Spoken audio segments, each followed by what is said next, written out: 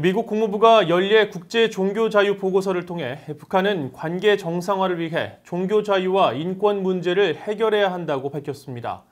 샘 브라운백 국무부 국제 종교 자유 대사는 종교 탄압에 공격적이고 지독한 북한의 상황은 개선되지 않았다면서 다른 정상 국가들처럼 주민들의 종교 자유를 인정할 것을 북한에 촉구했습니다. 첫 소식 김영교 기자가 보도합니다. 미국 국무부는 10일 발표한 2019 국제종교자유 보고서를 통해 북한 정권은 주민들의 종교 활동을 여전히 억압하고 있다고 지적했습니다.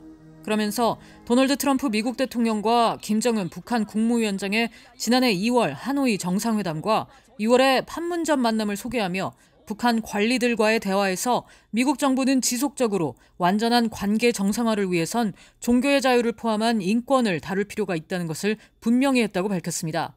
또 지난해 12월 유엔 총회에 북한 인권 결의안 지지와 다자간 회담 등을 통해 북한 종교 자유의 우려를 제기하면서 미북 관계가 완전히 정상화하기 위해선 종교 자유를 포함한 인권 문제를 다뤄야 할 필요가 있다는 점을 지속적으로 명확히 해왔다고 강조했습니다.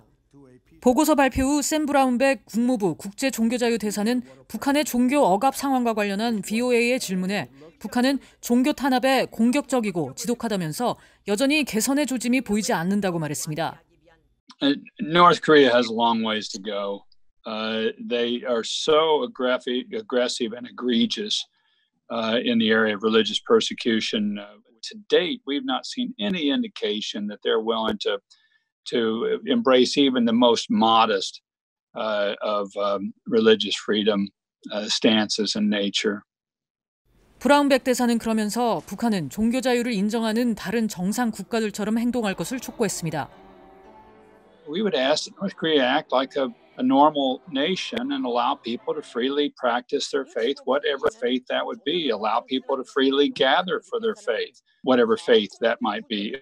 Allow people to speak freely without fear of persecution or reprisal for their faith. 국무부는 트럼프 대통령은 물론 미국 정부 내 고위 관리들이 탈북민과 기독교 인권단체 등 북한에 중점을 둔 시민단체와도 여러 차례 만났다고 설명했습니다. 국무부는 또 북한이 지난 2001년 이후 매년 종교자유와 관련한 특별 우려국으로 지정돼 왔다는 사실을 재확인하면서 북한은 미국 무역법에 따라 제재 대상이 된다고 밝혔습니다. VOA 뉴스 김현교입니다.